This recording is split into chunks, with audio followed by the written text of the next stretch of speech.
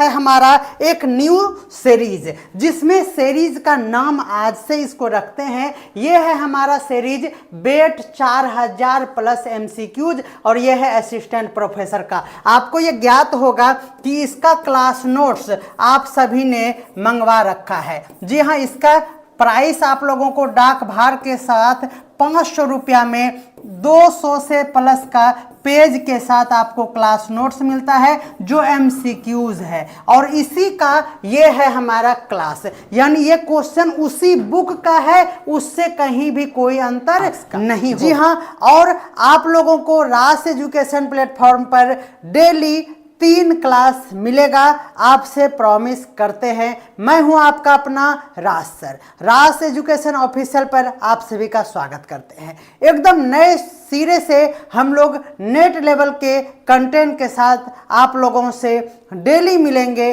थोड़ा सा आपने पेशेंस दिखाया है और हमने भी अपना जी जान लगाया है, इसीलिए दोनों के संगम से तैयारी होगी आप लोगों की नेट की, जिसमें बेट आसानी से निकल जाएगा। चिंता है पेपर 2 का। पेपर 2 कैसे करें, क्या करें, कहां से पढ़ें, क्या यूपीएससी लेवल का नोट्स पढ़ लेने से आपका नेट का पेपर 2 या फिर बेट का पेपर 2 क्रैक हो जाएगा? तो मैं कहना चाहूँगा बिल्कुल नहीं। जी हाँ, क्योंकि दोनों का पूछने का तरीका बिल्कुल अलग है। मैंने इंट्रोडक्शन में ये बहुत ही अच्छे तरीके से समझाने का प्रयास किया कि नेट का और यूपीएससी का दोनों का पूछने का तरीका बिल्कुल अलग होता है। यहाँ आप व्याख्याता बनेंगे और वहाँ पर आप आईएएस बनेंगे, तो दोनों में अंतर है।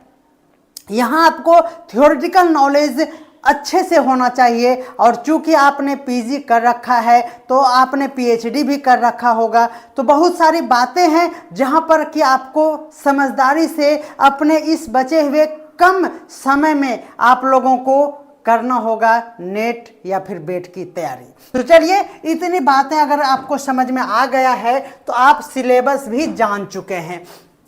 पेपर 1 की अगर हम बात करेंगे नेट का, जो कि बेट को भी उसी में हम लोग समझेंगे, तो यहाँ पर 10 यूनिट है, इसका भी हम डिटेल चर्चा कर चुके हैं। और आज हम लोग शुरू करेंगे इकाई 1, जिसका नाम हिंदी में अलग अलग हो जाता है। जैसे इसको हम लोग शिक्षण योग्यता भी कहते हैं, शिक्षण अभिवृत्ति भी कहते हैं, इसीलिए इंग्लिश को जरूर ध्यान दीजिएगा। एक ही नाम है टीचिंग एप्टीट्यूड। इसके जस्ट खत्म होने के बाद कल जो हम लोग करेंगे वो करेंगे रिसर्च एप्टीट्यूड पर एमसीक्यू, इसी टाइम रात के 9 बजे या 9:30 बजे तक में, ठीक है। फिर तीसरे दिन परसों ये करेंगे कॉम्प्रिहेंशन, और इस तरह से हम लोग 10 दिन में एक बार एमसीक्यू चलेगा।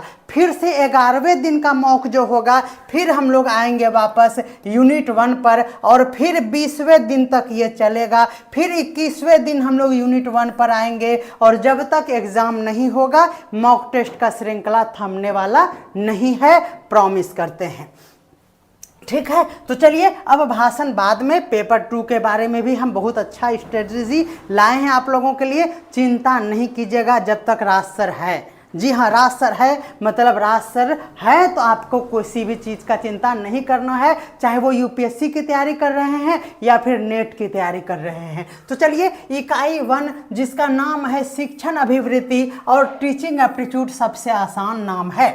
जी हाँ, इस तरह का लेवल होता है जहाँ पर आप लोगों को 5 इस तरह से नॉलेज के लिए यहाँ दिया जाता है, और इसमें से बहुत ज़्यादा जब नॉलेज होगा तब इसमें आप जस्टिफाई कर पाएंगे ये शिक्षा शास्त्र से संबंधित है, और बता पाएंगे कि आपका कौन इसमें कौन कौन सही है। इसीलिए आपको नोट्स जो है वह बहुत तगड़ा होना चाहिए। उसमें अगर आप कोताही करेंगे तो फिर आपका पेपर 1 जिंदगी में क्वालिफाई आप नहीं कर पाएंगे। सॉरी फॉर दिस वर्ड, लेकिन यही ट्रू है, और यहाँ पर ध्यान चलिए देते हैं। देखिए, ये हमारा कथन है बहुत सारा ये, और ये हमारा ऑप्शन है। थोड़ा सा क्वेश्चन बड़ा होने के कारण यहाँ पर क्या हो गया कि इसको छोटा करना पड़ गया। अब हम हिंदी और इंग्लिश दोनों में, लेकिन हिंदी को पढ़ते हैं। कह रहा है, एक प्रभावी शिक्षक बनने की आपको याद रखना है सक्षमता, जी हाँ, के संदर्भ में निम्नलिखित में से किसे अभिवृत्ति और धारणाओं के बजाय व्यवहारगत कहा गया है। जी हाँ, क्वेश्चन ये है कि अगर आप प्रभावी शिक्षक हैं तो आपको जो अपना स्ट्रेटजी बनाना चाहिए, अभिवृत्ति और धारणाओं के बदले आपको ध्यान देना चाहिए व्यवहारगत कथन पर। जी हाँ, व्यवहारगत तरीकों पर ध्यान देना चाहिए। बताना है यहाँ पर कि ये सब कौन सा इसमें होना चाहिए गुण, है ना, जो कि आपको इस तरह का व्यवहार आपका होना चाहिए, ये आपको बताना है।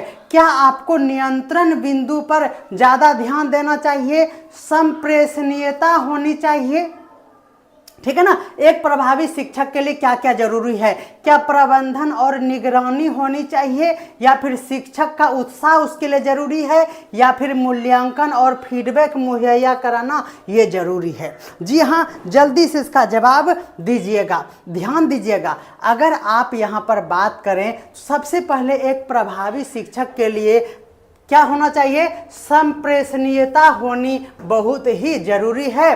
कम्युनिकेटिंग उसके पास पावर अच्छे से होना चाहिए। देखिए, कंट्रोल यानी फोकस ऑन कंट्रोल, ये निगेटिव वर्ड हो गया। कंट्रोल करके नहीं, हीट एंड ट्रायल मेथड से हम लोग किसी भी डिक्टेटरशिप लगाकर हम लोग कुछ भी चेंज नहीं कर सकते हैं। ध्यान दीजिएगा, आपके पास एक मैनेजिंग और मॉनिटरिंग पावर भी होना जरूरी है, यानी प्रबंधन और निगरानी भी होना बहुत ही जरूरी है। जी हाँ, शिक्षक का उत्साह ये ध्यान देने वाला है। क्या 4 नंबर आपका सही हो सकता है, इस पे हम सस्पिशन क्रिएट करते हैं, ठीक है। दूसरा कि मूल्यांकन और फीडबैक मुहैया कराना, ये तो बहुत ही ज़रूरी है कि फीडबैक लेना एकदम ज़रूरी है और मूल्यांकन भी ज़रूरी है। जी हाँ, अगर हम सिंपली बात करें तो 2 होना चाहिए, 4 होना चाहिए और 5 होना चाहिए। क्या है हमारे ऑप्शन में? 2 नहीं, 4 नहीं होना चाहिए। देखिए, ये होना चाहिए ना, ये होना चाहिए हमारा 2 और 3 और 5 होना चाहिए, जो कि एक अच्छे से ये हमारा हो रहा है। ये भी हो सकता है, लेकिन ऑप्शन को देखकर हम बात करेंगे, ठीक है। देखिए, अगर हम 2, 3 और 5 की बात करें तो 2, 3, 5 हमारा ये है। अगर हम 2, 3, 4, 5 की बात करें तो ऑप्शन में ही नहीं है 2, 3, 4, 5, इसीलिए हमारा ये नहीं होगा, कन्फर्म हो गया। यानी यहाँ पर आपको जस्टिफाई इस तरह से करना होगा कि आप वहाँ देखेंगे आपको पांचों का पांचों ऑप्शन सही लगेगा और आपको लगेगा ऑल ऑफ दिस होगा, लेकिन उसको अपना तराजू पे तौलिएगा तो आपको समझ में आएगा कि उसमें से कुछ इंपॉर्टेंट था और कुछ एकदम सिंपल था, जो कि आम भाषा में हम लोग जानते हैं। तो आम भाषा वाला आपका आंसर नहीं होगा, आपका आंसर सिर्फ वही होगा जो लॉजिस्टिक होता है। तो ध्यान देना है, आपका आंसर हो गया सी नंबर। इस तरह से हम लोग यूनिट 1 से आज एमसीक्यू करेंगे, आपको एकदम बेहतरीन कंटेंट मिलेगा, टेंशन नहीं लेना है। देखिए, अब हम आप लोगों के लिए व्याख्या भी इसके लिए लाए हैं, ठीक है। देखिए, यहाँ लिखा हुआ है प्रभावी शिक्षक बनने के लिए शिक्षक के व्यवहारगत पहलुओं पर अगर हम बात करें तो याद रखना है, पाठ की स्पष्टता, अनुदेशात्मक विविधता और सीखने की प्रक्रिया में संलग्नता शामिल होता है। ये बातें ध्यान में रखना है। प्रभावी शिक्षण के लिए शिक्षक का व्यवहारगत पहलू इतना है। अब देखिए, मैं कहूँगा कि ये सभी को रट जाइए। बोलिए क्यों? एक भी अगर आप छोड़ दीजिएगा ना तो गड़बड़ हो जाएगा, क्योंकि ये हमारा जो है ना, ये हमारा इग्नू का ये मटेरियल में इतना डाटा दिया है स्पष्ट रूप से। जी हाँ, आपको ये पीडीएफ में मिल जाएगा कि ये देखिए, आप यहाँ देखिए तो इसी से छपा है कि नहीं, ये बुक का ही छपा हुआ है। देखिए, यहाँ पर मूल्यांकन है, देखिए है कि नहीं है। यहाँ भी देखिए मूल्यांकन और फीडबैक मुहैया कराना है कि नहीं। यहाँ देखिए प्रबंधन और निगरानी है कि नहीं है। देखिए संप्रेषणीयता भी है कि नहीं है। तो तो ये आपको पाठ की स्पष्टता भी होनी चाहिए, अनुदेशात्मक विविधता भी होना चाहिए, सीखने की प्रक्रिया भी होना चाहिए, छात्रों के साथ गहन जुड़ाव भी बनाना जरूरी होता है, कक्षा का मैनेजमेंट भी होना चाहिए और छात्रों के अधिगम का क्या होना चाहिए, मूल्यांकन भी होना चाहिए। यानी एक एक बात जो है आप याद कर लीजिए। अगली बार ये छपा है ये वाला, और अगले बार जो छपेगा ना वो यहाँ से छपेगा और एकदम ये छपेगा, इसका मतलब एकदम छपेगा, इसमें कोई स्पष्ट बातें हैं, इसमें कोई मिलावटी नहीं है। आप बोलिए सही बोल रहे हैं या नहीं। देखिए, प्रभावी शिक्षक बनने के लिए शिक्षक के कुछ और भी गुण हैं, इसको भी ध्यान दे दीजिए। शिक्षार्थी विद्यार्थी को सीखने के लिए हमेशा प्रेरित करना चाहिए, स्वयं संगठित और उत्साही होना चाहिए, गहन संचार का आपके पास कौशल होना चाहिए, छात्र की सभी समस्याओं और विचारों के लिए एक अच्छा श्रोता भी होना चाहिए, है ना। और एक टीचर को सुनने वाला भी। अब टीचर है तो रौब जमाते हुए खाली हम भाषण दे देंगे और बोले चुप, बोले ना हम टीचर हैं, ये नहीं होना चाहिए। आप भी बच्चों का हर चीज़ समझिए, उससे सुनने का प्रयास कीजिए, पेशेंस रखिए, बच्चों का भी हर चीज़ समस्या को सुनिए।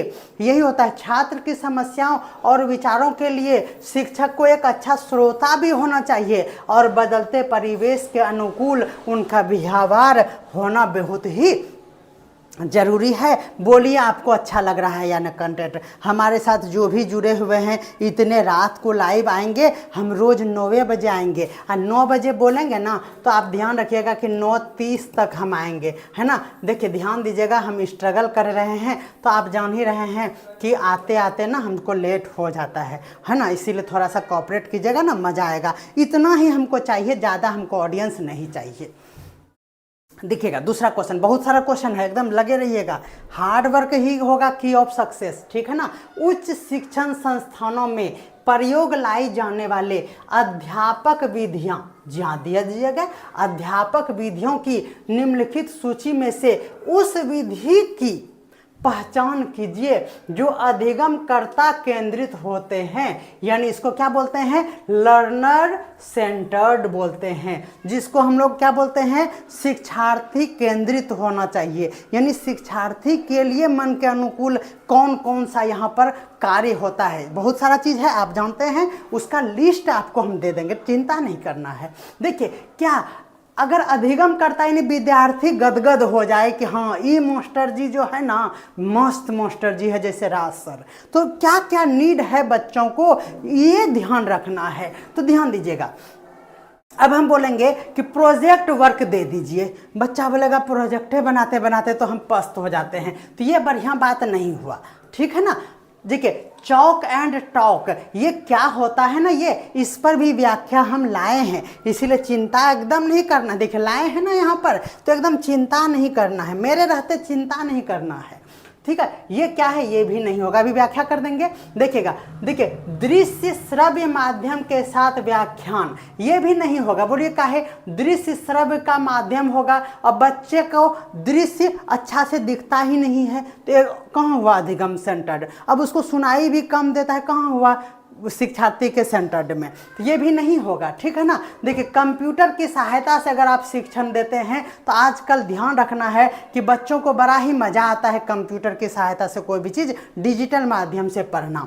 और दूसरा है कि अनुरूपण और भूमिका निर्वाह, जी हाँ, स्टिमुलेशन एंड रोल प्लेइंग अगर आप दे देते हैं तब आप उनको टीचर बना दीजिए कि चलो टीचर का एक्टिंग करके दिखाओ, क्या मज़ेदार आपका एक्टिंग कर लेगा बच्चा, तो एकदम बेजोड़ लगता है। तो आपको ध्यान दीजिएगा, ये दोनों जो है ना, ये जो है इस ऑप्शन के अकॉर्डिंग अधिगमकर्ता का केंद्रित है, ये सब तो एकदम नहीं है। आपको भी किस बच्चा को पसंद है लेक्चर सुनना, चाहे वो ऑडियो हो या कुछ भी, हाँ इसके मतलब रील्स दे दीजिए ना तब मज़ा आएगा।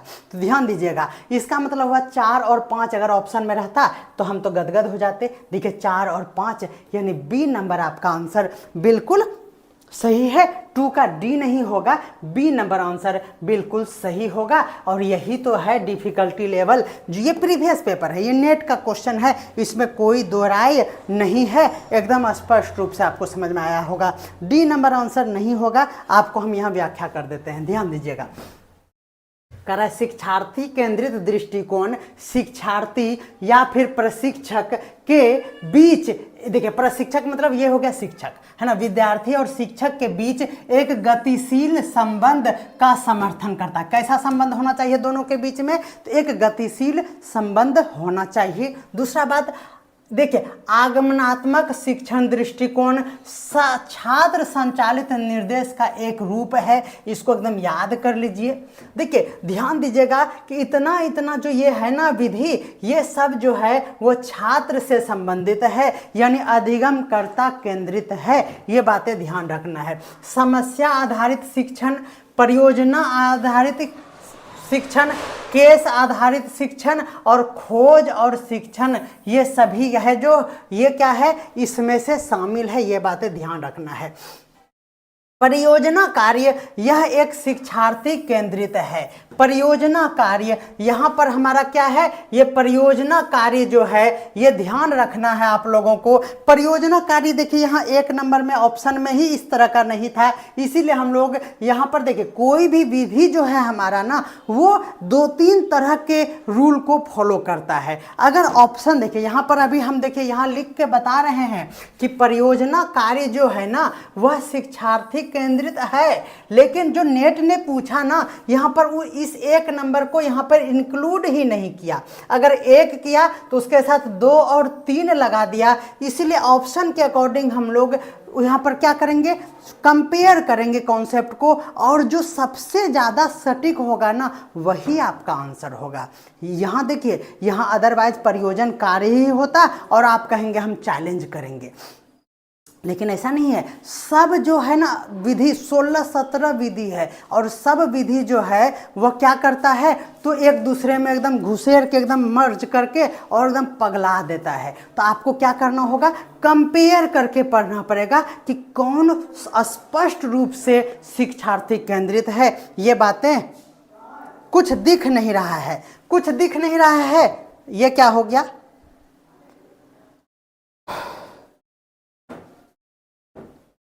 ठीक है, कुछ नहीं दिख रहा है तो कल से हम लोग इसको और सुधार लेंगे। आज भर थोड़ा सा बर्दाश्त कीजिए, थोड़ा लंबा लंबा क्वेश्चन है ना, इसीलिए थोड़ा सा देखने में परेशानी हो रही है। जी हाँ, कल से इस पे हम लोग वर्क कर लेंगे। यहाँ पे तो दिख रहा होगा ये वाला स्लाइड, अगर दिख रहा है तो आप हमें कमेंट कर दीजिए। देखिए शिक्षण की शिक्षार्थी केंद्रित पद्धति है, इसमें एक परियोजना, एक साथ काम करने वाले छात्र इसमें क्या होते हैं, शामिल होता है, जो आम तौर पर वास्तविक दुनिया की समस्या या मुद्दों से संबंधित होते हैं।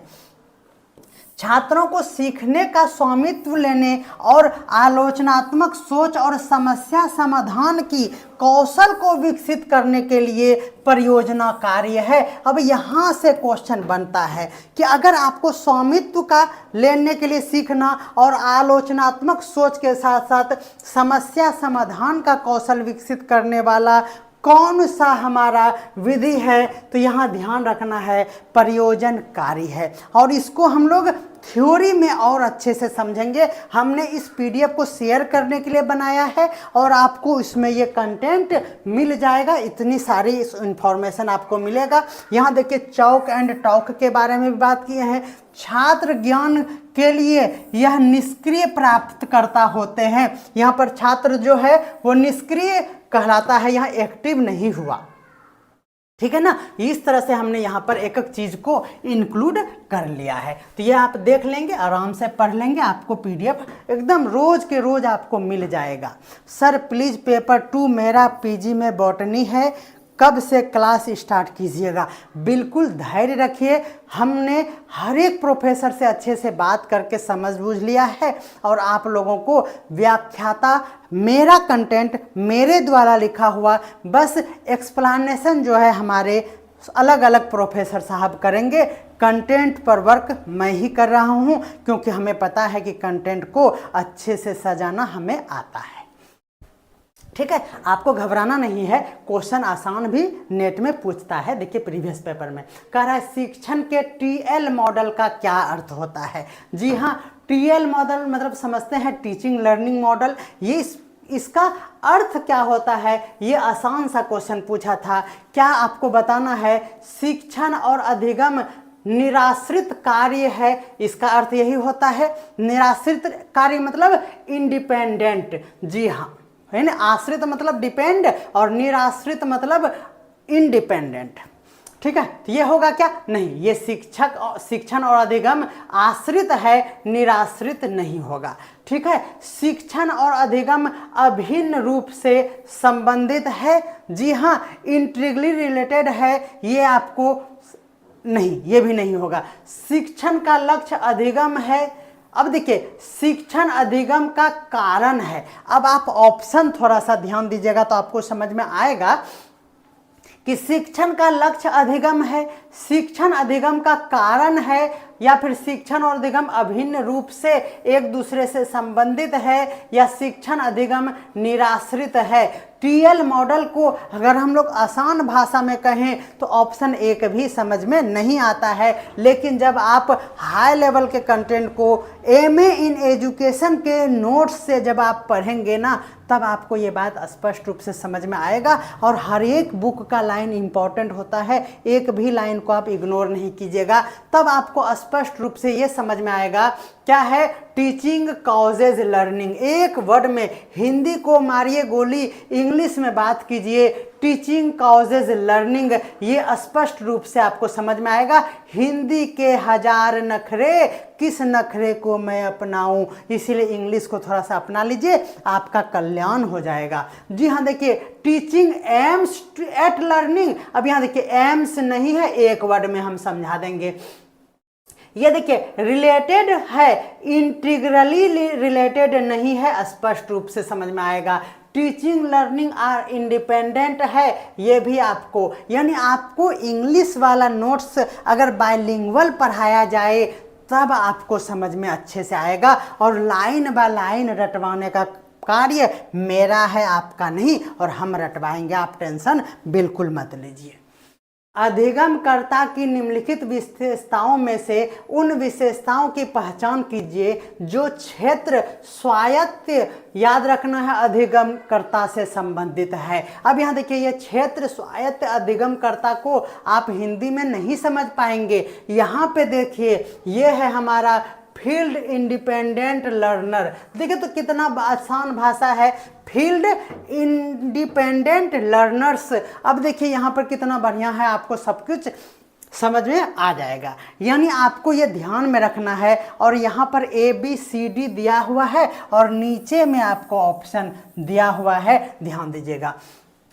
कह रहा है कि focus on the fact and principle. जी हाँ, तथ्यों और सिद्धांतों पर ध्यान को केंद्रित करना, ये हमारा है फील्ड इंडिपेंडेंट लर्नर्स का, ये हमारा जुड़ाव है, ये आपको बताना है। जी हाँ, तो सही भी जानते हैं हम लोग, तथ्य और सिद्धांत पर ज़्यादा ध्यान देंगे तो हमारा अधिगम बढ़िया से हो जाएगा, ठीक है ना। अवधारणाओं और सामग्रियों के वैश्विक पहलुओं को समझना। देखिए, अवधारणाओं, ये सामग्री जो है ना, ये निगेटिव कर दिया। इस क्वेश्चन का सत्यानाश जो ऑप्शन का है ना, ये सामग्री ही कर दिया, इसीलिए नहीं होगा। यहाँ पे देखिए, है ना, देखिए कॉन्सेप्ट तो ठीक था, लेकिन ये जो मटेरियल्स दे दिया ना, ये गड़बड़ कर दिया, ठीक है ना। कह रहा है प्रतिस्पर्धा करने के लिए अधिमानता देता और पसंद करता, यानी ये है prefer and likes to complete. ये तो एकदम आम भाषा है, इसलिए ये भी नहीं होगा, ठीक है। ए नंबर हमारा सही जा रहा है ना। देखिए ये क्या है, ध्यान से दीजिएगा इसको, क्या होगा हमारा, यहाँ पे थोड़ा सा देखते हैं। Prefer and likes to complete, प्रतिस्पर्धा करने को, हाँ बिल्कुल, प्रतिस्पर्धा तो होना ही चाहिए, एकदम जरूरी है प्रतिस्पर्धा, इसीलिए सी नंबर भी हमारा सही जा रहा है। अगर हम लोग स्वयं द्वारा सूचना को व्यवस्थित कर सकता है तो ये भी हमारा बिल्कुल सही जा रहा है ना। सहयोग करना पसंद है, करता है, ये आम बातें हैं। अगर हमारा ACD अगर ऑप्शन में रहता तो मजा आ जाता। ACD भगवान की दया से सी नंबर में है, तो ऑप्शन एकदम आसान है और आपका एकदम सही हो गया, कोई दिक्कत नहीं है। अब देखिए थोड़ा सा और भी अच्छे से हम अरेंज कर लेंगे, आपको चिंता नहीं करना है। कह रहा है नीचे दी गई सूची में किसी प्रभावी शिक्षक की शैली संबंधित प्रवीणताएं निम्नलिखित में से कौन सी है? जी हाँ, याद रखना है आपको, क्या है ये? इफेक्टिव टीचिंग आपको ध्यान में रखना है, इसमें से आपको बताना है क्या वो है हमारा व्यवस्थित व्यवहार, एक अच्छा व्यवहार जो क्रमानुसार और स्पष्ट और नियंत्रणाधीन हो, ये बताना है आपको। जी हाँ, ये क्रमानुसार यानी ऑर्डर होना चाहिए, है ना। और क्या होना चाहिए? स्पष्ट यानी क्लियर होना चाहिए। और क्या होना चाहिए? वो उसके क्या हो, उसके अधीन होना चाहिए। किसी भी व्यवस्थित व्यवहार जो है उस व्यवहार के अधीन होना चाहिए। तो बिल्कुल सही बात है। ये निर्माणाधीन जो है यानी ये हो गया कि इन कंट्रोल में होना चाहिए। अब भाव में बह के हाय दोस्त हेलो दोस्त करने लगेंगे तो मज़ा नहीं आएगा। थोड़ा सा अपने ऊपर कंट्रोल, कभी कभी ये होता है हमारे शिक्षण प्रक्रिया में, यानी जब हम लोग टीचिंग कराते हैं तो ये होता है, कभी कभी मन करता है कि वो वाह बच्चा, लेकिन उसको ज़्यादा भाव दे देंगे तो दूसरा बच्चा को दिक्कत हो जाता है कि सर उसको ज़्यादा मानते, क्या बात है पता करो।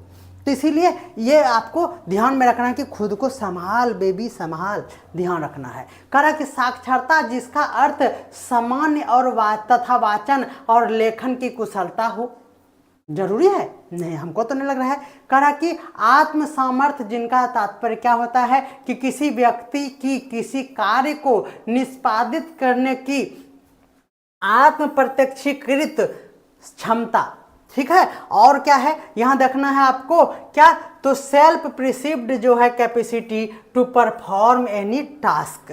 कह रहा है कि यह है नम्यता जिसका अर्थ होता है संवेदनशील और मृदु होना। तो बिल्कुल शिक्षक को संवेदनशील होना एकदम चाहिए और मृदु भी होना चाहिए। मूल्यांकन और फीडबैक प्रदान करना नहीं, ये लेना, प्रदान करना नहीं। यहाँ पर क्या होना चाहिए? प्रोवाइडिंग नहीं, एक्सेप्टिंग होना चाहिए, रिसीव करना चाहिए फीडबैक। जैसे हमने आप लोगों से फीडबैक लेकर इम्प्रूव अपने आप को दिन प्रतिदिन कर रहे हैं। तो ये प्रदान करना नहीं, प्राप्त करना होता। ध्यान दीजिएगा, प्राप्त करना होता तब मजा आता। तो ये गड़बड़ हो गया, यानी डी नंबर हमारा तो सही जा रहा है। डी यहाँ भी बी नंबर काट दीजिए, डी सब में है। अब यहाँ पर अगर हम बात करें तो ए नंबर पर जोर तो हम एकदम डाल ही दिए। तो ए किस में है? देखिए यहाँ पर ए नंबर है ए वाला में, है ना। यहाँ भी ए नहीं है, यानी ये सब कट गया ए के कारण। ए नंबर पे हम लोग ज़्यादा जोर देंगे और इस तरह से हम लोग आंसर को टिक कर पाएंगे। ए नंबर बिल्कुल सही है। आपको हमारा क्लास कैसा लग रहा है? हम हाथ जोड़कर निवेदन करेंगे, क्या आप हम पे ट्रस्ट कीजिए। बस एक सप्ताह में आपका मनोबल इतना हाई कर देंगे, आपको इस साल ऐसा लगने लगेगा कि अब ही बार तो हम बेट क्या, हम नेट निकाल के दिखा देंगे। वाह, ऐसा होना चाहिए जोश। आगे देखते हैं, कह रहा है कि अब यहाँ पे देखिए, अधिगम परिणामों को इष्टतम बनाने के लिए, जी हाँ, इष्टतम बनाने के लिए आपको शिक्षण अवधि में आईसीटी का अनुप्रयोग सुसंगत होता है। अब हम यहाँ पर इनपुट और आउटपुट अगर आपको पढ़ाते कंप्यूटर में तो आपको मज़ा आता। माउस जो है वो आउटपुट और इनपुट दोनों है। आईसीटी में ये पूछा है कंप्यूटर से, बताइए तो कहाँ इनपुट और आउटपुट पूछता है? तो हम बोले थे आप लोगों को कि आप ना एसएससी और बैंक लेवल मत समझिएगा कंप्यूटर को भी, यहाँ पर भी कुछ अलगे दुनिया होता है। ये नेट का क्वेश्चन है। अधिगम परिणामों को इष्टतम बनाने के लिए, यानी एकदम मस्त जो आपका हाई लेवल का अधिगम हो, उसको अगर परिणाम आपको बढ़िया चाहिए उसका, तो इसमें आप लोगों को आईसीटी का अनुप्रयोग सुसंगत होता है। ये हमारा क्या है? कथन है ना। क्यों ऐसा होना चाहिए? तो क्योंकि शिक्षण अवधि में अधिगम का परिणाम जो है वह आईसीटी से के अनुप्रयोग पर निर्भर करता है। आप अभी कहीं जो नेट पे हम लोग डाटा को सर्च करते हैं, आप दिन रात बुक पलटते रहिएगा, आपको नहीं मिलेगा। गूगल पे हेलो गूगल करके पूछ लीजिएगा, 2 सेकंड में मिल जाएगा। इसका मतलब ये हुआ कि आपको ये दोनों क्या लग रहा है? बिल्कुल सही लग रहा है। देखिए अब यहाँ पर थोड़ा सा दिमाग लगाना पड़ेगा। यहाँ पर दोनों आपको ऐसे सही लग रहा है, लेकिन क्वेश्चन जो है ना, ध्यान दीजिएगा, ये हमारा अभिकथन है और इस कथन का कारण है कि नहीं, बस इतना ध्यान देना है। जनरली दोनों सही है स्पष्ट रूप से, लेकिन यहाँ है हमारा कथन और ये इस कथन का ये कारण है कि नहीं, इस पर बात करना पड़ेगा। आप जो आंसर दे रहे हैं ना ए और डी, उस पर हम नहीं बात कर रहे हैं। अब देखिए, अधिगम परिणामों को इष्टतम बनाना है, ठीक है ना, ठीक है, आपको ये करना है इष्टतम, है ना, और इसके लिए शिक्षण अवधि में कंप्यूटर का अनुप्रयोग करना है। और यह क्या है, सुसंगत होता है, यह कह रहा है कथन। ये क्यों होता है, शिक्षण अवधि के दौरान अधिगम परिणाम आईसीटी के अनुप्रयोग पर निर्भर करता है। अब आप बताइए कि ये क्या, ये जो हमको अधिगम का इष्टतम परिणाम चाहिए, तो ये इस पर निर्भर करेगा। आप कंप्यूटर को मत ऑन कीजिए और आप एकदम बढ़िया बढ़िया पीएचडी का बुक पलट दीजिए कंप्यूटर के लिए, तो क्या नहीं मिल जाएगा। कंप्यूटर जरूरी है, इसका मतलब है दोनों जनरली सही है, लेकिन हम लोग अगर बात करें कि तो एक तो बहुत ही सत्य है, लेकिन ये इसका कारण नहीं है, ये अपने आप में एक सेंटेंस है, ये इसका कारण नहीं है, इसीलिए ये हमारा गलत हो रहा है। आप हमारे बातों से वाकिफ मतलब एग्री करते हैं तो आप बताइएगा कि ये सही होगा कि नहीं होगा। इसीलिए ए नंबर 100% सही है और इसका ये कारण नहीं है, इसीलिए ये हमारा क्या होगा, गलत हो जाएगा। यानी सी नंबर आपका आंसर बिल्कुल सही हो जाएगा। ए नंबर तो सत्य है, किंतु जो है ये कथन आर जो है ना कारण, वो गलत हो गया। हा, ये मज़ा नहीं आया। और सी नंबर, बोलिए आप हमारे इस एक्सप्लेनेशन से एग्री करते हैं या नहीं, आप जल्दी से बता दीजिए, ठीक है। आगे हम लोग बढ़ जाते हैं। अब थोड़ा सा आसान भी क्वेश्चन ये पूछा गया है, निम्नलिखित में से किसके संवर्धन से शिक्षण कार्य जो है, ध्यान दीजिएगा, किसके संवर्धन से शिक्षण कार्य प्रशिक्षण और अनुबंधन से भिन्न है। निम्न में से किसके कारण ये जो है शिक्षण का कार्य जो है वह प्रशिक्षण और अनुबंधन से क्या है, अलग है। शिक्षण कार्य जो है वो प्रशिक्षण से, ट्रेनिंग से और अनुबंधन से क्या है, अलग है। किसके कारण है, क्योंकि यहाँ पर क्या है, ध्यान देना है, अनुशासित अभ्यास की कोई काम नहीं है, आलोचनात्मक चिंतन जो है यही है हमारा शिक्षण कार्य से संबंधित। इसीलिए याद रखना है, स्थिर सहचारी नहीं होगा, है ना, स्टडी एसोसिएशन नहीं होगा, मास्टरी ऑफ फैक्ट्स पे क्या करेंगे आप विद्वान बन के, बस आलोचनात्मक चिंतन, क्रिटिकल थिंकिंग जो है ये आपका बिल्कुल सही जवाब हो जाएगा। इस तरह के नॉर्मल क्वेश्चन भी पूछे जाते हैं, चिंता नहीं करना है। निम्नलिखित शिक्षण विधियों के आलोक में, है ना, किन विधि को संवाद परक माना गया है। जी हाँ, जल्दी से बताना है, संवाद परक कौन है। जी हाँ, देखिए, प्रयोगशाला का कार्य संवाद, उसमें कुछ नहीं होता है ना, प्रदर्शन भी नहीं होता है, यहाँ पर भी लेक्चर नहीं देना है ना। देखिए, अगर आपको ट्यूटोरियल्स कहा जाए, अनुशिक्षण कहा जाए, तो यहाँ पर तो लेक्चर देना पड़ेगा, इसका मतलब संवाद परक हो गया, यानी ये सी नंबर हो सकता है। अगर समूह चर्चा की बात करें, ग्रुप डिस्कशन की बात करें, तो यहाँ पर भी लेक्चर देने का काम होगा। प्रयोजन यानी प्रोजेक्ट बनाने के लिए आपको भाषण नहीं, मुंह पर टेप साट के भी बना सकते हैं, इसीलिए भी हो जाएगा। यानी हमारा सी और डी अगर ऑप्शन में रहता तो रहता क्या, रहिए गया, तो ए नंबर आपका आंसर सही हो गया। क्या करें हम, मजा आ रहा है, जल्दी से बोलिएगा। सोना नहीं है, सोना नहीं है, समझ में आ रहा है ना, एकदम नहीं सोना है आप लोगों को। निम्नलिखित में से आप रजाई में ऐसे चादर तान लीजिए, है ना, और गर्मी में अगर इस वीडियो को देख रहे हैं तो छत्ता पे ऐसे ही पसर जाइए कहीं पे और पढ़िए, ठीक है ना। चलिए आगे देखते हैं हम लोग, निम्नलिखित में से महत्वपूर्ण व्यवहारों की उन विशेषताओं की पहचान कीजिए जो शिक्षण को प्रभावशाली बनाने में योगदान देता है। यानी शिक्षण को प्रभावशाली, यानी अच्छे से आपको समझ में आ गया होगा कि प्रभावशाली बनाने के लिए इतना इतना बात दिया है। कौन कौन बात जांच कर तराजू पर तौल कर सबसे अच्छा होगा वही आंसर होगा।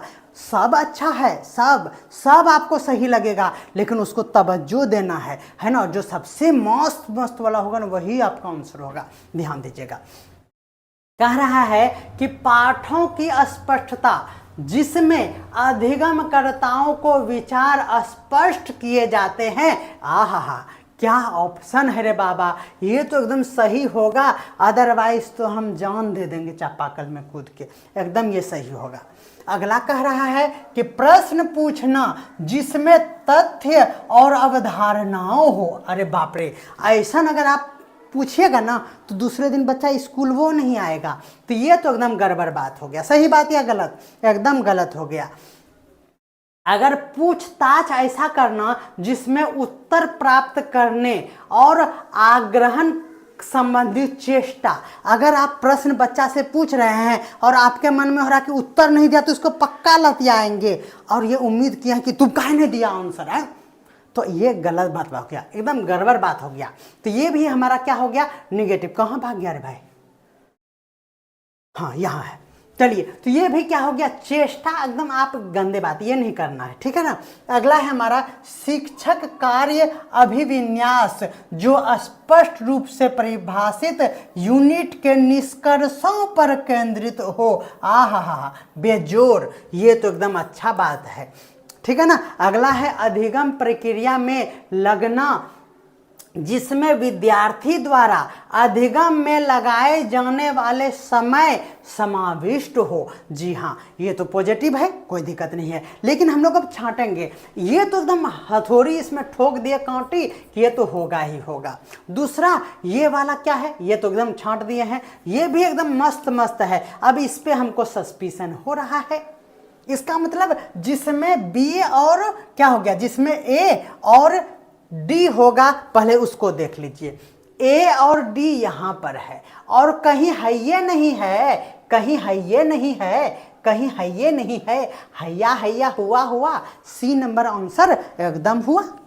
बोलिए मजा आया कि नहीं आया? ऐसे सोचिएगा, हम क्रिटिकल थिंकिंग करने के लिए आपको हम ही सिखाएंगे।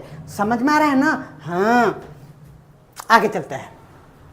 कह रहा है कि देख लेते हैं कड़ा घड़ी, 10 सवा 10 बजे, कोई बात नहीं है। 12 बजे रात तक हम जगते हैं, 2 बजे रात तक हम जगते हैं और 4 बजे भोर रे उठते हैं। आप लोग भी टेंशन मत लीजिए, कल संडे है, एकदम 10 बजे दिन तक सो जाइएगा।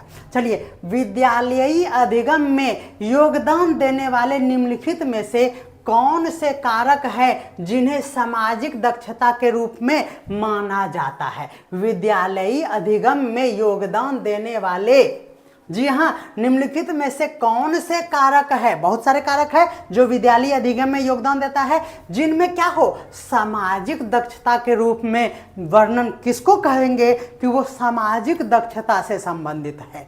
जी हाँ, अगर मोटिवेशन हो रहा है तो किसी को भी देख के मोटिवेशन हो सकता है। सही बात है ना। एक मेढक है जो उछल उछल उछल उछल हाथी पर चढ़ जाएगा, वहां से मोटिवेशन हो जाएगा। होगा कि नहीं होगा? इसका मतलब ये हुआ कि सामाजिक दक्षता के लिए जरूरी नहीं है कि आप स्कूल में जाकर होमवर्क कीजिए, तो मोटिवेशन जरूरी है। हमको आप लोगों से मोटिवेशन मिलता है और हम बल्ले बल्ले हैं। देखिए आज स्मार्ट भी लग रहे हैं हम। चलिए, अगला हमारा है, याद रखना है, इंटेलिजेंस, है ना। क्या ये होगा? सामाजिक इंटेलिजेंस क्या है? मंद बुद्धि बालक को भी हम लोग स्पेशल एजुकेशन में पढ़ा देते हैं, होता है कि नहीं? तो ये मजा नहीं आया। सामाजिक कौशल होना बहुत ही जरूरी है। और क्या? तो पारिवारिक मदद बहुत जरूरी है। परिवार से ही फ्रस्ट्रेट हो जाएगा अगर परिवार सपोर्ट नहीं करेगा तो। राज सर के जैसा अगर परिवार सपोर्ट नहीं करता तो हम बर्बादे हो जाते, तब तो झुलवा झुल हो जाता है ना, पंखा के बदले, है ना। तो याद रखना है, पारिवारिक मदद भी जरूरी है। अगला है हमारा अधिगमकर्ता की विशिष्ट योग्यता। अधिगमकर्ता अगर लेलवे है तो क्या दिक्कत है? तो लेलवा को भी हम पढ़ा देंगे, तो ये गलत बात हो गया। तो क्या हो गया हमारा? एक ए, सी और डी पे पहले जोड़ देते हैं। ए सी डी यहाँ पर है, खुश नहीं होना है। और देख लेते हैं कहीं एसिडी है क्या। देखिए एसिडिटी इसको नहीं है, यहाँ भी एसिडिटी नहीं है, यहाँ भी एसिडिटी नहीं है। अब हम लोग कहेंगे कि ये हमारा बिल्कुल सही जवाब है। बोलिए मजा आया कि नहीं, बोले मजा आ रहा है कि नहीं।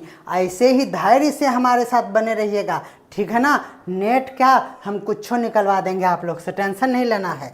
आगे देखते हैं, अभी 11 नंबर तक आए हैं, ये यूनिट पूरा खत्म कर देंगे। लेकिन आप लोग बने रहिए हमारे साथ इसी तरह से, एकदम घटना नहीं चाहिए। घट गया है तो हम गुड नाइट बोल देंगे, ठीक है। घबराइए नहीं, 40 मिनट का क्लास हो गया, अब जल्दी से छुट्टी दे देंगे। कन्या बुला रही है हमको कि खा लीजिए जी, नहीं तो फिर सुखा जाइएगा, है ना, इसीलिए।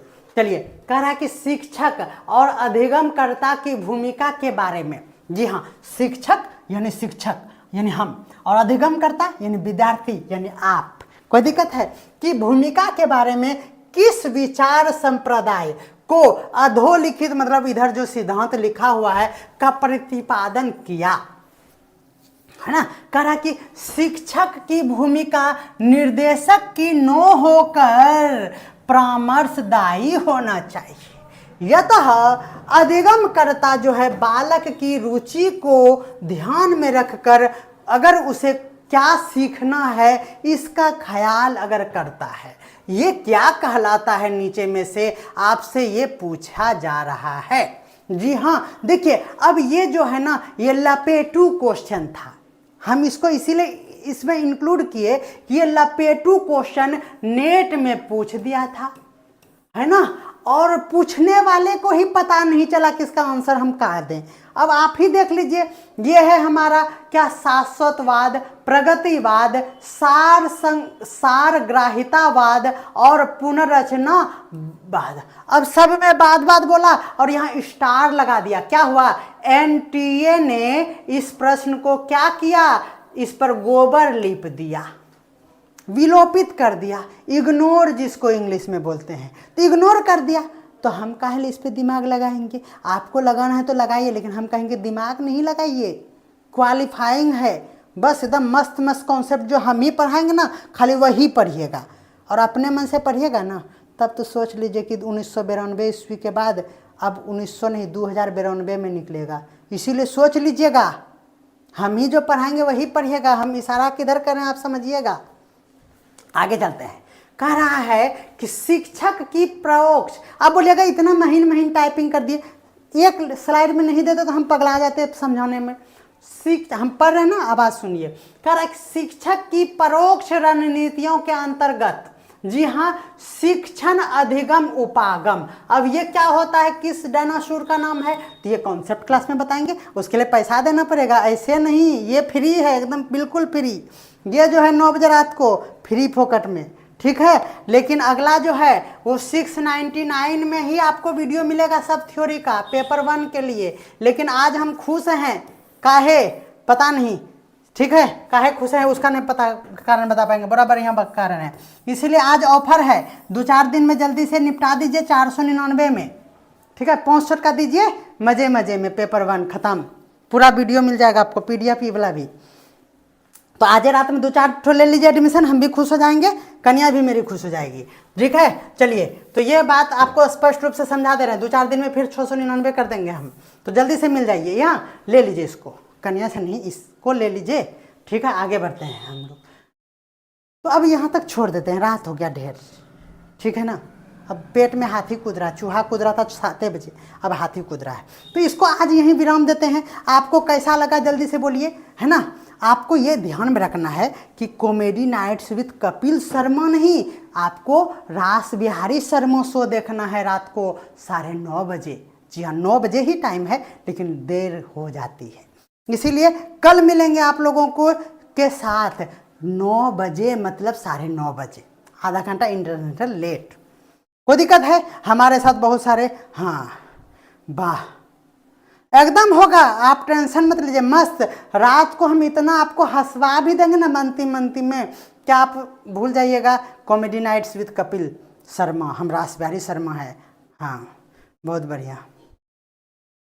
ऐसने एनर्जी रहेगा, आप लोग भी हमारे साथ रहिएगा, ठीक है ना। और हमको भाई साथ दीजिएगा, है ना, अदरवाइज पैर टटोने लगता है। सभी को लव यू, है ना। वाह, धन्यवाद, बहुत बढ़िया, बहुत बढ़िया, वेरी नाइस। ऐसे रहेगा, आप चिंता मत कीजिए। अब हम सेविंग वेविंग कर लिए हैं, अब बहुत सारा बुक छाप दिए, 5 बुक, गुस्सा में हम छापे 5 बुक। 1 साल में 1 ठो बुक छापे थे हम, 12 यूनिट वाला हम छापे थे। किसकी मजाल जो बोल दे कि हम नहीं छापे थे। हम उनका पूजा करके चरण धो के पी जाएंगे हम, अगर कोई बोल दिया तो। ये हम ही छापे थे, एकदम मेरा कॉपीराइट है।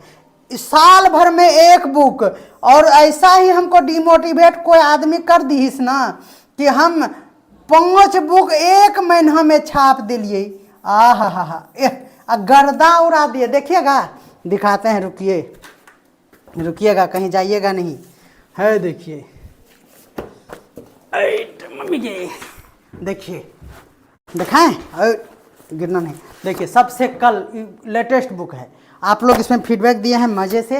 ये 3500 वन लाइनर है, बीएड और डीएलएड का एकदम निचोड़ है इसमें, है ना। ये 12 यूनिट को भी अपग्रेड कर दिए हम बैठे बैठे।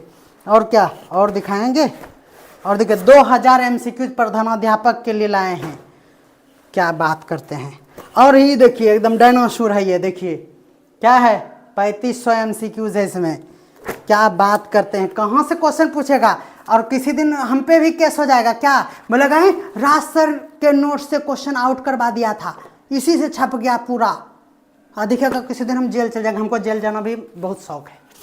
गांधी जी भी जल गए थे, हमको भी जाना है। तो ध्यान रखिएगा, इसी से आएगा, टेंशन नहीं लेना है आप लोगों को। तो आप जल्दी जल्दी बुक मंगवा लीजिए, है ना, तब ना कार उर खरीदेंगे तब मज़ा आएगा। मिलियन सब्सक्राइबर्स के साथ कार उर भी खरीदा जाए तो मज़ा आ जाएगा, ठीक है। डेली क्लास होता है, एकदम डेली होता है, एकदम चिंता नहीं करना। किसी दिन ना मन इधर उधर हो जाता है तो थोड़ा सा मटिया देते हैं, लेकिन डेली आप लोग पेड बैच में रहिएगा तो डेली क्लास लेंगे। पैसा नींद नहीं लगने देता है, इसीलिए ज़रूरी है।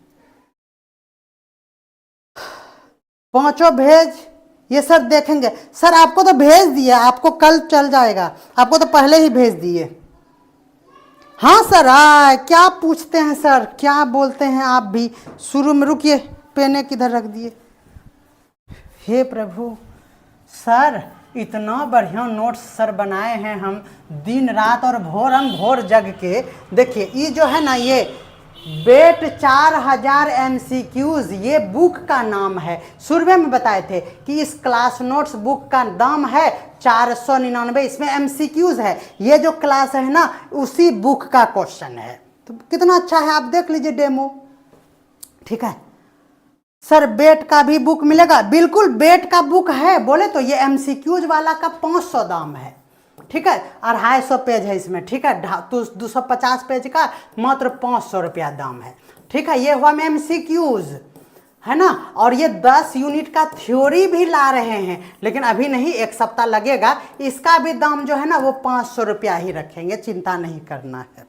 यानी बेट का पेपर 1 के लिए आपको 1000 रुपया में 2 बुक मिल जाएगा, है ना। और इससे बाहर अगर आ गया ना तो हम 5000 रुपया वापस कर देंगे आपको, ठीक है ना। क्वेश्चन कह रहा है कि ए, ध्यान देना है आप लोगों को, कह रहा है कि ए, कोई शिक्षक अपनी कक्षा में वांछित अधिगम परिणाम सुनिश्चित करने के लिए, जी हाँ, ध्यान देना है कि कोई शिक्षक है जो अपने कक्ष में एक प्रभावी तरीके से क्या करना चाहता है, अधिगम का परिणाम उसका सही आए, वो सुनिश्चित करने के लिए क्या करते हैं, तो प्रश्न उत्तर सत्र का प्रयोग करते हैं।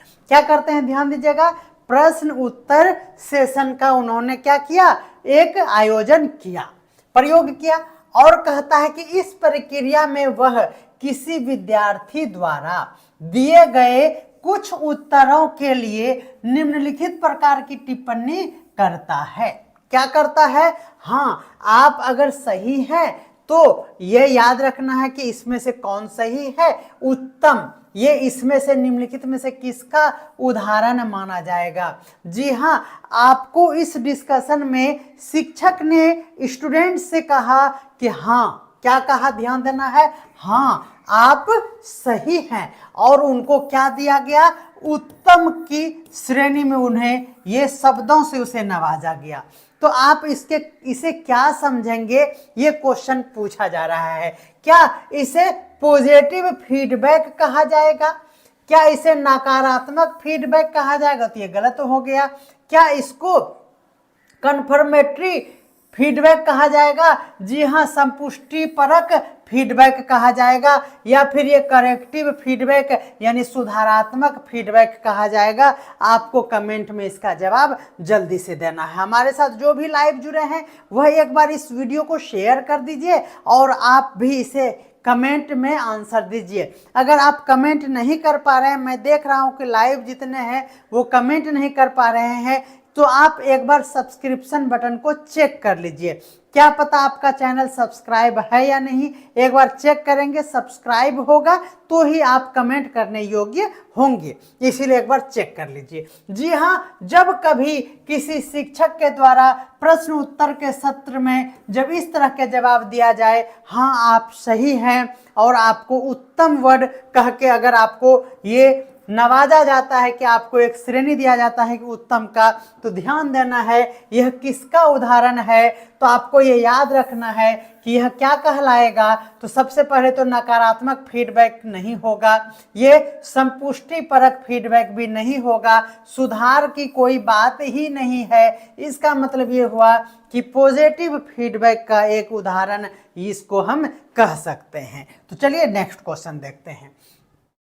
कह रहा है शिक्षण अधिगम उद्देश्यों के संज्ञानात्मक क्षेत्र। जी हाँ, ध्यान से समझना है क्वेश्चन को। कह रहा है कि शिक्षण अधिगम के उद्देश्य के लिए संज्ञानात्मक क्षेत्र में निम्नलिखित में से किसे अधिगम परिणामों के उच्चतर प्रकार के रूप में वर्गीकृत किया गया है। जी हाँ, आपको ये देखना है कि अधिगम की प्रक्रिया में उद्देश्य में संज्ञानात्मक क्षेत्र। जी हाँ, सबसे पहले तो वर्ड को समझा जाए, क्या है वो संज्ञानात्मक क्षेत्र में अगर इस तरह के जो देख रहे हैं कि निम्नांकित मतलब A B C D और E इतने सारे दिए हुए हैं आपको, इसमें से किसे आप कहेंगे अधिगम परिणामों के उच्चतम प्रकार निम्न में से किसे कहा जाएगा, ये आपको जल्दी से बताना है। तो जी हाँ, इसमें से जल्दी से बताना है और ऑप्शन यहाँ पर है, ये तो आपको डाटा है जिसका विश्लेषण आप लोगों को करनी है। तो जल्दी से ध्यान दीजिएगा, मैं क्वेश्चन समझा रहा हूँ, थोड़ा लंबा क्वेश्चन है, इसीलिए आपको अगर विजिबल नहीं हो रहा है तो थोड़ा सा आप इसे क्या करें, सुनकर समझने का प्रयास करें। कह रहा है कि संज्ञानात्मक क्षेत्र में अगर आपको अधिगम परिणामों के उच्चतम प्रकार की अगर बात करेंगे तो ज्ञान और अवबोध।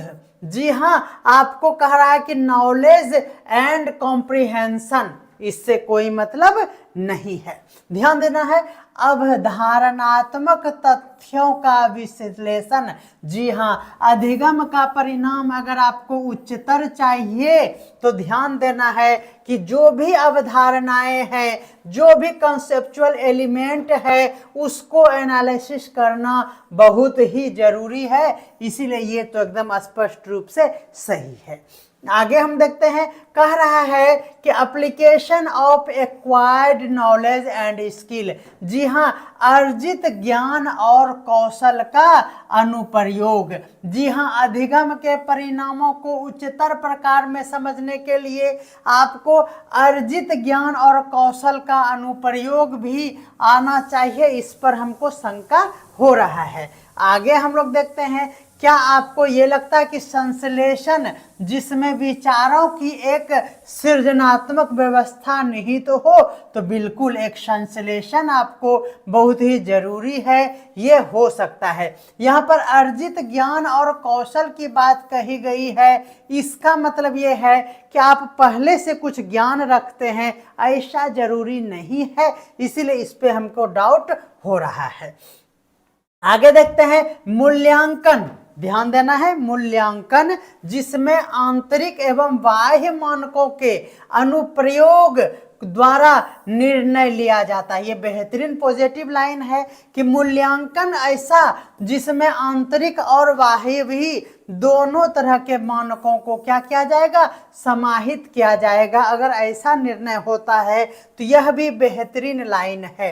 इसका मतलब ये हुआ कि हम लोग अगर ए और डी और ई पर जाएं, जी हाँ, ए नहीं, किस पे जाएं हम, यहां ध्यान दीजिएगा, ये हम जाते हैं अगर बी पर और किस पर जाते हैं, डी पर और ई पर जाते हैं। अगर ऐसा ऑप्शन आपको अगर दिखता है जहां पर बी डी ई है, बी डी ई देखिए यहां पर दिया हुआ है, जब एक बार में आप एनालिसिस करेंगे और आपको अगर मिल जाए ऑप्शन तो दोबारा इसको चेंज करने की दुस्साहस बिल्कुल नहीं करेंगे, क्योंकि जब दोबारा हम लोग दिमाग लगाते हैं तो अक्सर गलती कर दिया करते हैं। हमें बहुत सारे फ़ोन कॉल्स आते हैं जिसमें कहते हैं कि सर क्या करें, एग्ज़ाम में जब OMR रंगने लगते हैं ना, उस समय जो हम आंसर चेंज करने का मेरा जो आदत होता है ना, वही हमको ले डूबता है। तो ये याद रखना है, जब एक बार में हम क्वेश्चन को स्पष्ट तरीके से पढ़े और जब वही हम सेलेक्ट किए बी सी डी और यहाँ पर मिल गया बी डी ई, तो बस लगा दीजिए क्वेश्चन पे आंसर और कोई भी दिमाग वहाँ पर नहीं लगाइएगा, आपका आंसर एकदम सही हो जाएगा, कोई चिंता करने की बात नहीं है। आगे हम लोग ध्यान देते हैं, आगे हमारा है एक महत्वपूर्ण कॉल है, थोड़ा सा देखना होगा।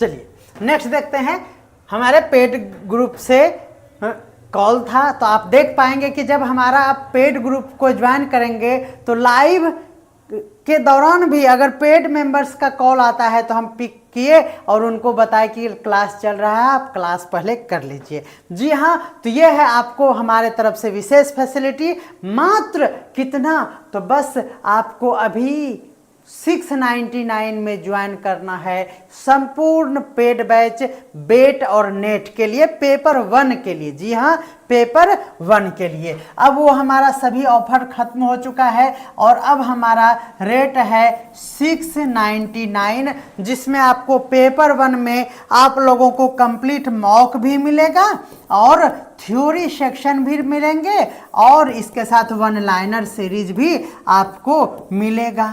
ठीक है, ये है हमारा अब रेट हो चुका है कितना, तो 699। ओके, चलिए तो ध्यान देते हैं अब अगले क्वेश्चन पे।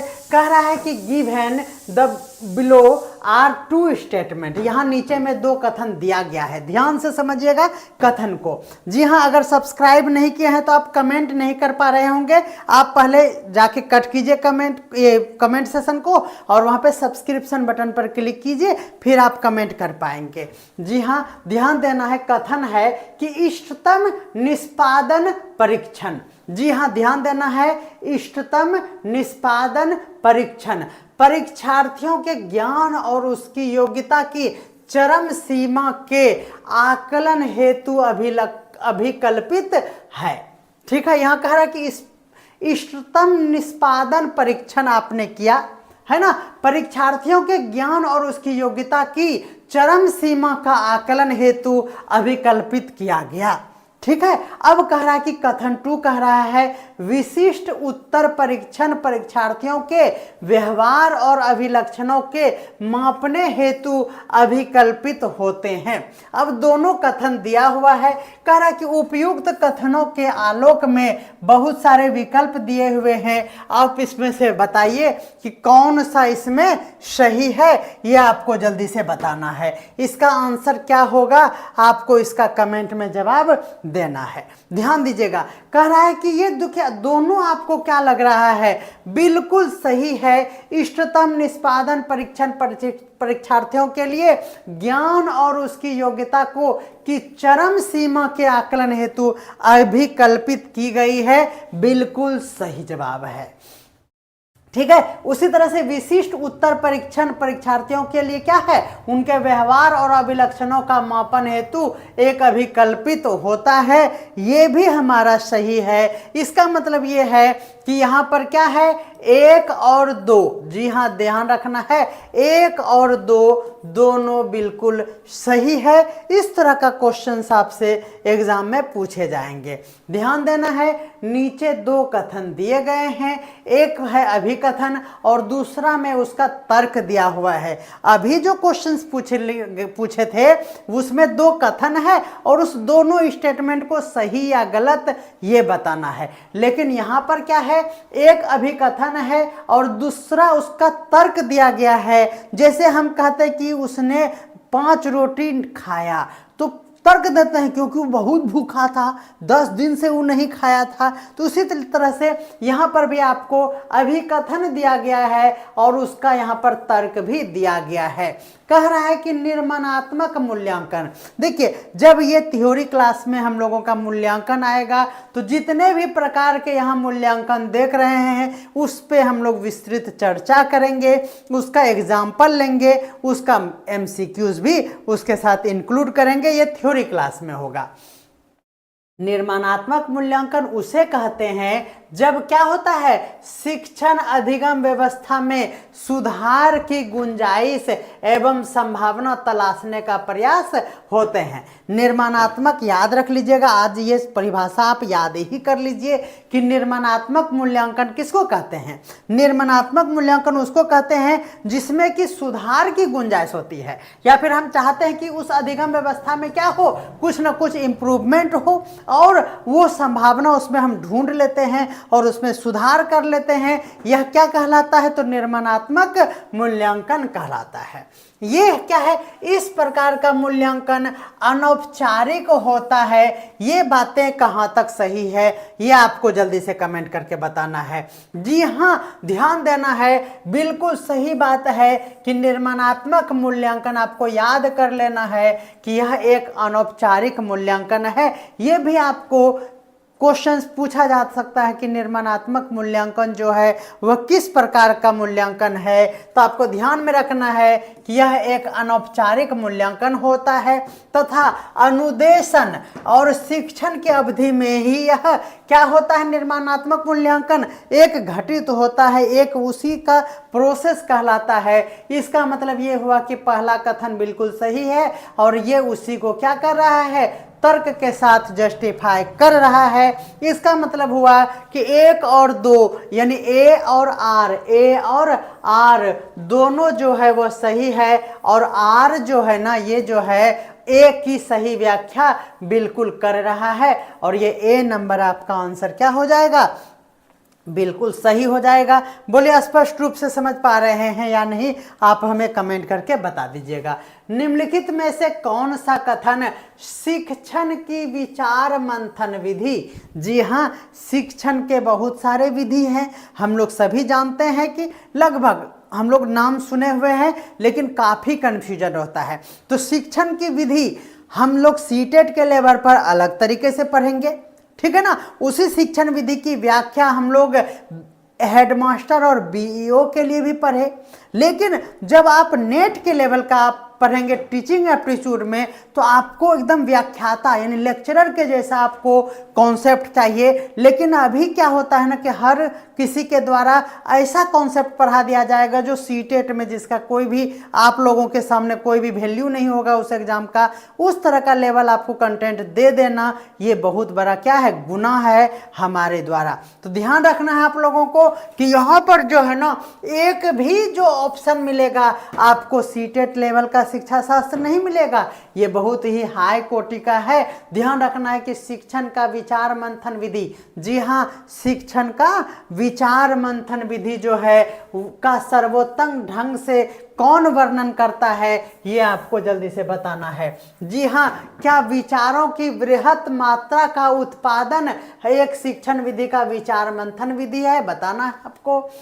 तो ये सही बात है, विचारों का वृहत मात्रा में उत्पादन ये बिल्कुल सही हो सकता है, ठीक है ना। अगला है हमारा प्रदत्त प्रतिपुष्टि के माध्यम से लघु सोपान प्रस्तुत करना। ये लघु सोपान निश्चित रूप से निगेटिव वर्ड है, इसलिए हमारा आंसर कभी भी नहीं हो सकता है।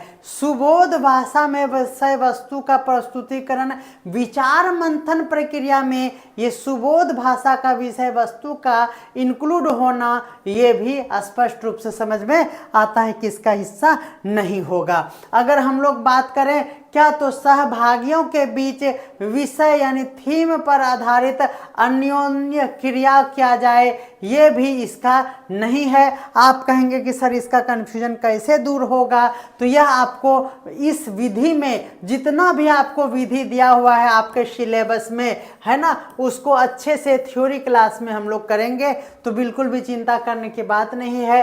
ए नंबर इसका बिल्कुल सही जवाब है और ए नंबर पर ही आप टिक करेंगे, कोई दिक्कत नहीं है। नेक्स्ट ध्यान दीजिएगा, निम्नलिखित में से अधिगम कर्ता उन्मुखी उपागम। ध्यान दीजिएगा, आपके सिलेबस में कई सारे उपागम की चर्चा की गई है, उनमें से एक है हमारा अधिगम कर्ता उन्मुखी उपागम। उसकी विशेषता निम्न में से क्या है, ध्यान में देने वाली बातें हैं कि कौन सा होगा। तो ध्यान दीजिएगा, यह अन्वय पाठ्यचर्या पर आधारित है, बिल्कुल नहीं, ऐसा कुछ भी नहीं है। यह क्या है, अधिगम उनकी उपागम, क्या यह हमारा विषयगत मामलों के सहकारी निर्धारण पर केंद्रित है। हमने भी एक क्लास में ये पढ़ाया भी है आप लोगों को कि बिल्कुल यह विषयगत मामलों पर सहकारी निर्धारण पर केंद्रित होता है हमारा अधिगम उन्मुखी उपागम, ये हमने क्लास में बताया था आप लोगों को। ठीक है, यानी 2 नंबर स्पष्ट रूप से उसी थ्योरी से आ गया जिनकी चर्चा हमने पिछले क्लास में ही किया था। और कह रहा है कि क्या है, तो यह मुख्यतः शिक्षक की आवश्यकताओं पर केंद्रित है। शिक्षक की आवश्यकताओं पर केंद्रित ये वर्ड ही पूरी तरह से निगेटिव है। ठीक है, अगला देखते हैं कि यह क्या कह रहा है, यह उद्भाषण पर विविधता पर बल देता है। बिल्कुल, शिक्षक का उन्मुखी उपागम जो है वह उद्भाषण की विविधता पर एकदम बल देता है, यानी डी नंबर भी हमारा सही जान पड़ता है। अगर ऑप्शन में बी और डी कहीं मिल जाए तो हम कंफर्म हो जाएंगे कि ये बी और डी यानी 3 नंबर इसका आंसर बिल्कुल सही है, कोई दिक्कत नहीं है। आगे हम लोग देखते हैं, कह रहा है कि स्वयं प्रभा चैनल, ध्यान देना है, ये क्वेश्चन पूछा गया है आप लोगों से।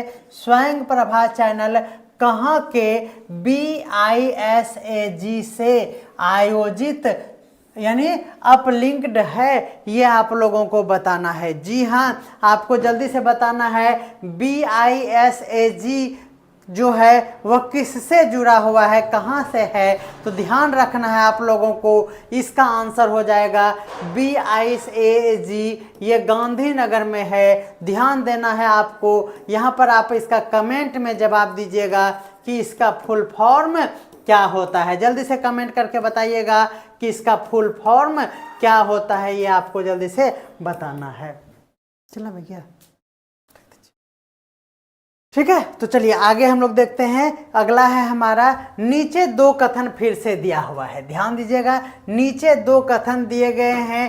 पहला कथन है और यहाँ पर दूसरा कथन है, और दोनों में से सही उत्तर चुनना है, यानी बस इसके लिए जानकारी की ज़रूरत है। आप जानकारी रखते हैं तो ये दोनों आंसर आप इसका दोनों कथन को जस्टिफाई कर लेंगे। देखिए TPAC, जी हाँ, TPAC का मतलब होता है टेक्नोलॉजिकल पेडागोजिकल कंटेंट नॉलेज। जी हाँ, ये हमारा फुल फॉर्म है, इसे भी ध्यान में रखिएगा। ढांचे को मिस्र और कोचलर ने वर्ष, ये मिश्रा और कोचलर नाम याद रखना है आप लोगों को। मिश्रा और कोचलर ने 2006 में विकसित किया था। जी हाँ, ये TPLC। अब ये देखिए क्या है, ये हमारा बुक का डाटा है और आप इसे क्या करेंगे तो याद कर लेंगे। जी हाँ, ये बिल्कुल सही है और इसमें कोई भी दिमाग आपका काम नहीं करेगा। पहला नंबर TPLC जिसको बोलते हैं टेक्नोलॉजिकल पेडागोजी कंटेंट नॉलेज, इसकी ढांचे की जो रचना 2006 में की गई थी वह मिश्रा एवं कोचलर ने किया था।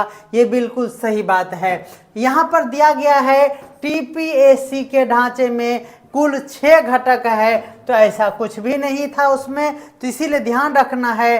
क्या हो जाएगा हमारा आंसर?